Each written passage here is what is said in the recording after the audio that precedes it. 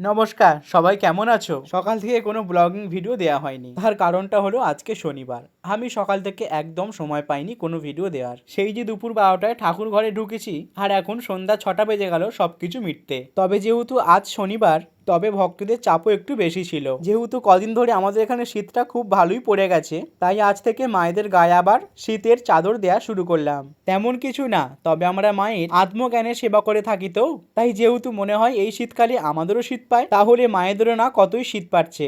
আসলে এটাও তো একটা সংসার। সংসারে যেমন 5জনকে নিয়ে চলতে হয়, ভালো মন্দ নিয়ে থাকতে হয়, ঠিক তেমনই আমার মায়েদের সেবা এবং আমার ঠাকুর ঘরের কাজকর্ম। জানো, মায়ের এই চাদরগুলো বেশ পুরনো। এখন তো মায়ের সিমেন্টের মূর্তি হয়ে গেছে, কিন্তু যখন মায়েদের মাটির মূর্তি ছিল, প্রায় 7-8 বছর আগের কথা বলছি, তখন থাকতে এই চাদরগুলোকে আমি খুব যত্নে রেখেছি। আর দেখো, আজও সেই একইভাবে চাদরগুলো রয়েছে। প্রতি বছরই শীতের সময় বার করা হয়, আবার শীতকাল মিটে গেলে আমার ঠাকুমা ভালো করে কেচে ঠাকুর ঘরের আলমারিতে রেখে দেয়। আজ মায়েরা মালা পরেছে, কিন্তু মালাগুলো মায়েদের এত ভালো লাগছে আর খুলতে ইচ্ছে মনে হলো না, তাই আমি চাদরগুলো মালার ওপর দিয়ে দিলাম। কাল সকালে মালাগুলোকে আমি খুলে দেব। আর এখন চাদর পরে আমার মায়েদের কেমন লাগছে দেখো। আর গোপালকে দেখতেই পাচ্ছ, সোয়েটার পরে বসে আছে। যেহেতু সেই দুপুরে ঠাকুর ঘরে ঢুকেছিলাম, তার জন্য আমি আর কাপড় ছাড়িনি। একেবারে মায়ের ঘরে সন্ধে দিয়ে সন্ধ্যা আরতি সেরে সেতল দিয়ে এবার লেগে পড়েছি গোপালকে শয়ন করাতে। তবে মায়েদের সন্ধ্যার সেবা দিয়েছি কিছুক্ষণ আগে, কিন্তু তাও আজ আমার গোপাল